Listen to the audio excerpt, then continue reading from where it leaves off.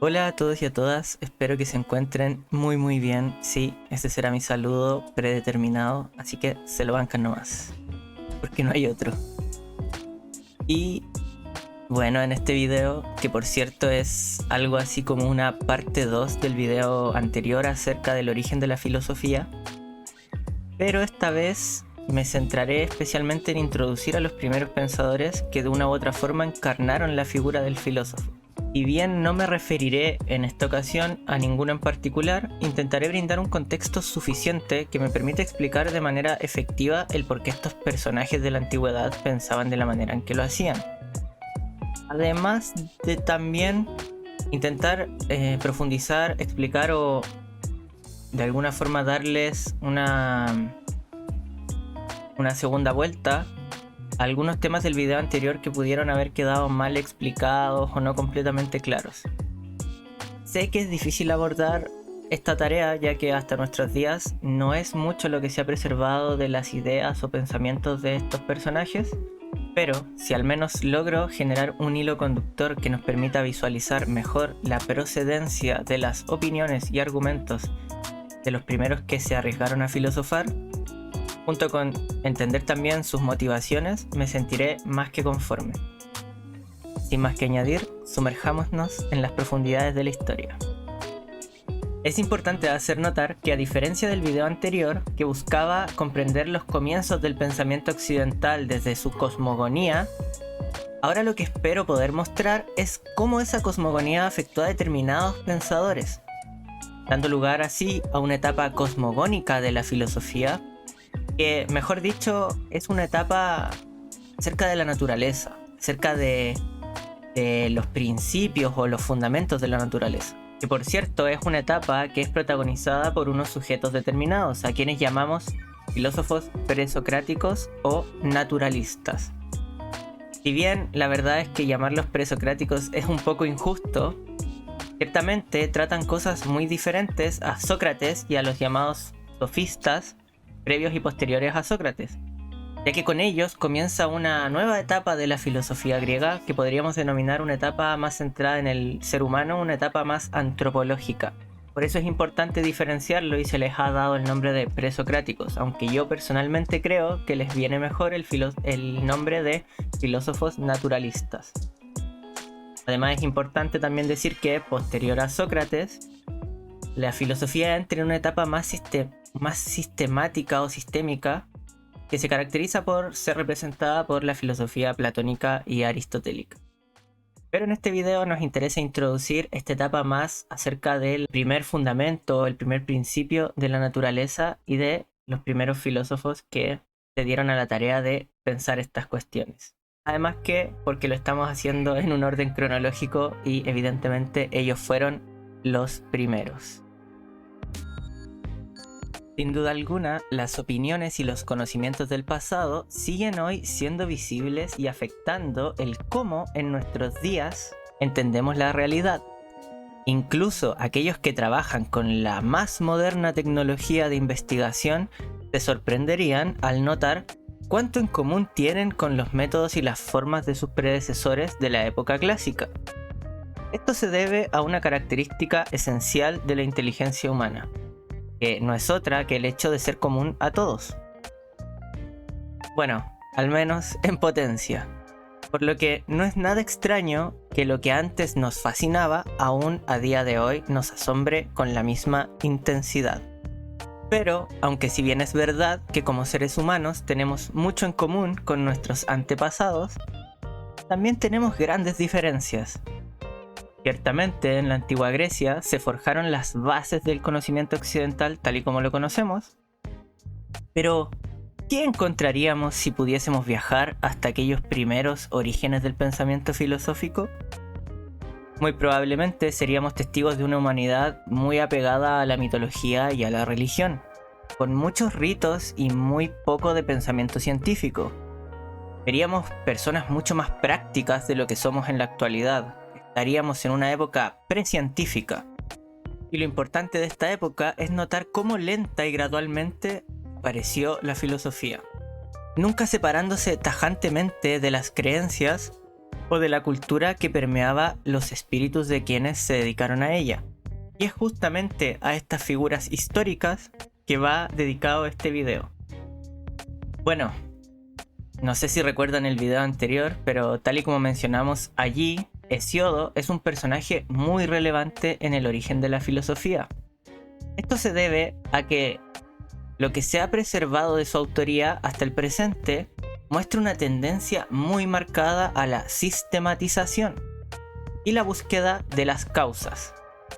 Claramente, en su caso, fue la sistematización y el orden de los sucesos divinos. En su texto, Teogonía, que por cierto, asumo que si han visto todos mis videos ya pueden intuir más o menos qué significa este título. Si no, bueno, no hay problema porque revisaremos qué significa Teogonía ahora mismo. Teo en griego hace referencia a lo divino o a las divinidades. Y como en el análisis de cosmogonía dijimos que gonía viene a traducirse como llegar a ser o nacimiento, por lo tanto teogonía es algo así como el nacimiento de lo divino. Entonces, desde Hesiodo ya podemos ver un deseo de ordenar y de llegar al origen de las cosas, de llegar al arjé. Si bien esta palabra será importante después, por mientras diremos que arjé significa origen o fundamento.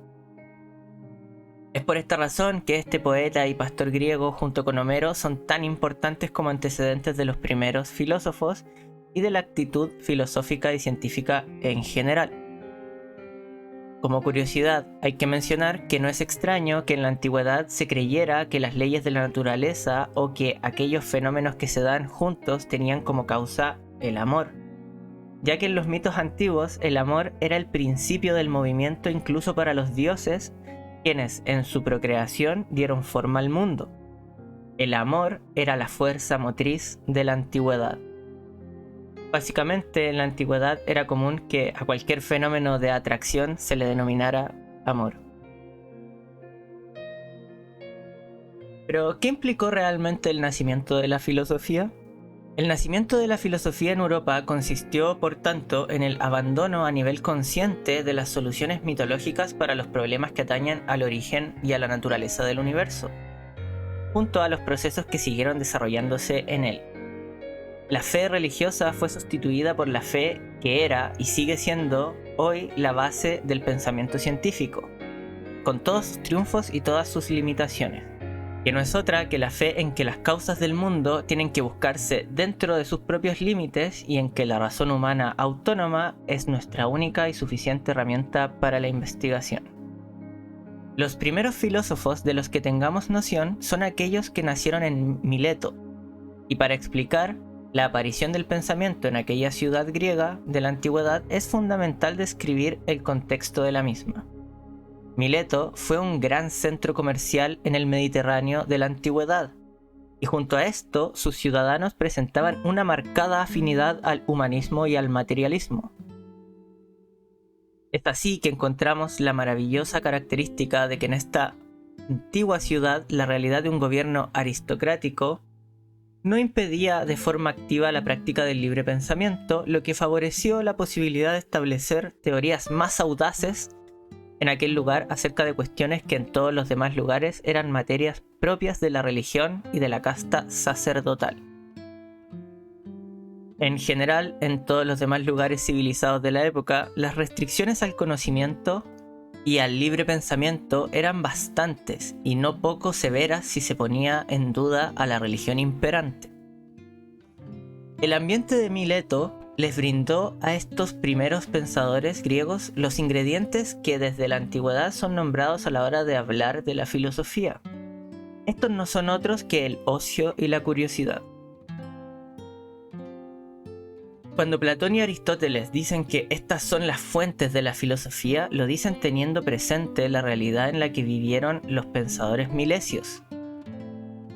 La curiosidad teórica, aquella que no tiene fines prácticos, fue el mayor logro de estos pensadores, lo que no quería decir que fueran poco prácticos o que no se preocuparan de la realidad material. Si bien es cierto que las civilizaciones aledañas a la griega Le enseñaron diversas cosas prácticas. En ninguna de aquellas otras civilizaciones podría haber brillado la filosofía como lo hizo en Grecia, porque ninguna poseía un amor a la verdad tan grande como el que profesaban los primeros filósofos, ya que en la misma palabra filosofía podemos ver ese amor y búsqueda desinteresada por la verdad. La filosofía no nace de la necesidad, sino de la búsqueda desinteresada, ya que solo pudo nacer cuando las necesidades materiales del ser humano estuvieron cubiertas. Aristóteles expresa que la historia apoya esta conclusión, porque fue después de la provisión de las necesidades fundamentales, no solo para la vida, sino para una vida cómoda, cuando surgió la búsqueda de esta satisfacción intelectual. Y también el filósofo Thomas Hobbes estableció igualmente que el ocio es la madre de la filosofía y el bienestar común la madre de la paz y del ocio. Allí donde se dieron por vez primera ciudades grandes y florecientes, surgió también por primera vez el estudio de la filosofía. Las civilizaciones vecinas de los griegos, que si bien eran más avanzadas técnicamente que aquellos, se contentaban con crear y mejorar sus tecnologías, pero nunca tuvieron un interés real en saber el por qué sus inventos funcionaban. Probablemente esto se debe a que las restricciones de la religión en ese momento lo impedían en aquellos lugares. Y fue esta justamente la diferencia fundamental entre los griegos y aquellos. Los griegos avanzaron un paso y se preguntaron los porqués, y ese interés por las causas generó otro, el de por qué las cosas son lo que son. ¿Qué hace al fuego ser caliente e iluminar al mismo tiempo? ¿Hay un fuego que quema y otro que ilumina, o son dos propiedades de la misma cosa?, se preguntaron. Comenzaron a preguntarse por la esencia de lo que los rodeaba.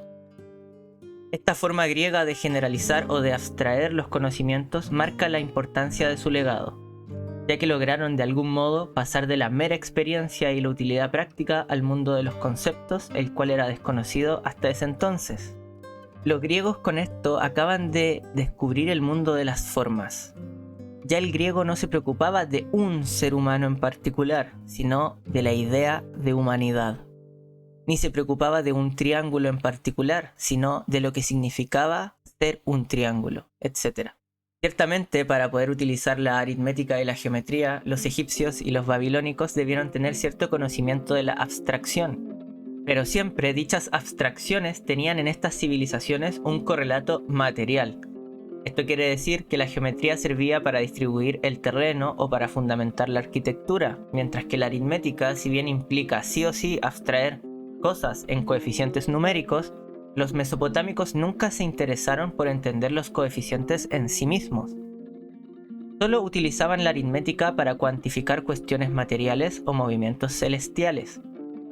Los griegos, sin embargo, comprendieron que entre estos conceptos y la realidad había una relación fundamental, y por lo mismo comenzaron a trabajar sobre las generalizaciones como tal, como parte de la esencia de los objetos. Se dieron cuenta que todas las figuras geométricas poseían reglas que las hacían ser, y que aunque la aritmética era útil de forma concreta, también podía utilizarse de manera aislada, dado que los números poseían significado por sí mismos. Ahora también los griegos estaban expuestos al gran riesgo de ir más allá de lo que podían demostrar. La razón abstracta, como después lo demostraría el filósofo alemán Immanuel Kant en su crítica a la razón pura, puede llegar por medio del entendimiento a conclusiones plenamente lógicas, pero opuestas cuando ella va más allá de lo que la experiencia le permite. Espero podamos ser testigo de esto mientras vayamos abordando a los diferentes filósofos a lo largo de la historia. Pero, ¿cuáles fueron los intereses de los primeros filósofos? A los primeros pensadores griegos se les tiende a llamar naturalistas, y esto no es al azar. Pero, por rigurosidad histórica y para darles el mérito que se merecen, prefiero este nombre antes que el de presocráticos, ya que su característica principal fue la de intentar develar cuál era el fundamento primigenio de la naturaleza de las cosas. Se preguntaban por qué el mundo era como se les presentaba y por qué las cosas interactuaban de la manera que lo hacían. Ahora, en esta segunda parte del video, vamos a hablar sobre las fuentes de la razón, el arte de pensar. La lógica es un descubrimiento griego. Las leyes del pensamiento fueron observadas por primera vez en la antigua Grecia y fueron expresadas y codificadas por primera vez en los analíticos de Aristóteles. Los griegos, al menos en este sentido, siempre serán nuestros padres intelectuales. Si bien los pensadores griegos antes de Aristóteles no estudiaban el arte del raciocinio, fueron ávidos practicantes del mismo e hicieron grandes avances, dignos de reconocimiento, y que el mismo Aristóteles expresa que colaboraron en la realización de su propia filosofía. Incluso Sócrates y Platón ya tenían a su disposición las teorizaciones de diversos compatriotas que servían de materia prima para su propio pensamiento. Si bien hoy en día podemos evaluar el pensamiento de los primeros filósofos como primitivo y en muchos casos alejados de la realidad, lo cierto es que sin esas primeras incursiones en el pensamiento y sin sus estrepitosos fracasos y desaciertos, junto a sus respectivos logros, no podríamos habernos erguido y caminar un poco más seguros por el inacabable camino del conocimiento. Hay que entender a estos pensadores también como excepciones a la regla en su tiempo y como personas que se elevaron sobre las cadenas de la cultura y la mundaneidad de su tiempo. Aunque claramente no es en un sentido total, seguían siendo personas que vivían en determinado contexto y eso no debe ser pasado por alto. Si bien se tiende a pensar que los primeros filósofos fueron también los primeros científicos, lo cual no es erróneo, tampoco lo es decir que estos pensadores también se interesaron por las cuestiones místicas o lo que hoy llamaríamos metafísica, que es aquel conocimiento de los fundamentos últimos de la naturaleza al cual solo podemos llegar por medio de la razón. Es de esta forma que no impresiona que la teogonía de Hesíodo, por ejemplo, fuese de algún modo muy parecida a la cosmogonía propuesta por los primeros pensadores milesios, ya que no se trata de establecer si la mitología es real o no, sino más bien hay que tomar la cosmología mitológica como el primer objeto de estudio de la razón. Los primeros pensadores racionalizaron el pensamiento mitológico, nunca se separaron de él por completo. Los presocráticos probablemente tomaron inspiración de muchas fuentes de su época, pero lamentablemente no podemos acceder a dichas fuentes de ningún modo. Se han perdido en las corrientes de la historia. Siempre hay que recordar que no siempre lo racional es verdadero, y aunque el pensamiento presocrático es racional y basado en argumentos y en pruebas, estas difícilmente hoy podrían ser tomadas como teorías sólidas, ya que las pruebas se basaban en la observación y en general a los argumentos les bastaba con no ser contradictorios, lo cual no constituye una buena prueba de su veracidad en la actualidad. Cuando expresamos que los presocráticos eran personas racionales es porque podían establecer argumentos con premisas y conclusiones, para que otros pudieran discutir su veracidad. Decimos que estos pensadores son los padres del pensamiento racional porque fueron quienes primero subordinaron conscientemente las afirmaciones u opiniones sin fundamento a argumentos y a la lógica. Hay quienes podrían pensar que esto no es digno de mención o que estos pensadores en realidad no hicieron nada relevante, pero como diría el obispo Berkeley, todos los seres humanos tienen opiniones, pero pocos seres humanos piensan. Realmente hoy en día existen muchas personas que tienen pensamientos contradictorios o que no tienen pensamientos bien fundamentados y aún así viven y son personas funcionales. Esto es lo que me aterra cada día. Así que creo que era muy importante poder conocer a estos primeros pensadores y introducirlos antes de empezar a hablar de los primeros. El siguiente video probablemente sea de Tales de Mileto o de los 3 primeros pensadores de Mileto. Así que prefería hacer como esta introducción antes de adentrarnos en lo que de ellos nos ha llegado desde la antigüedad. Y bueno, eso ha sido todo por el video de hoy. Espero que les haya entretenido y que hayan aprendido algo nuevo, ojalá que les haya parecido interesante. Y obviamente si quieren saber más, si les interesan estos temas, que espero seguirlo haciendo en orden cronológico y ojalá poder también hacer videos sobre otras cosas interesantes, pueden darle me gusta, pueden dejar un comentario o suscribirse a este canal, que si bien no es muy periódico, sí hay mucho esfuerzo detrás tratando de traer la mejor información posible y lo mejor que se puede. Así que eso, Sin más, espero que tengan una muy linda semana y un muy lindo mes de lo que queda de febrero. Y nos vemos. Chao, chao.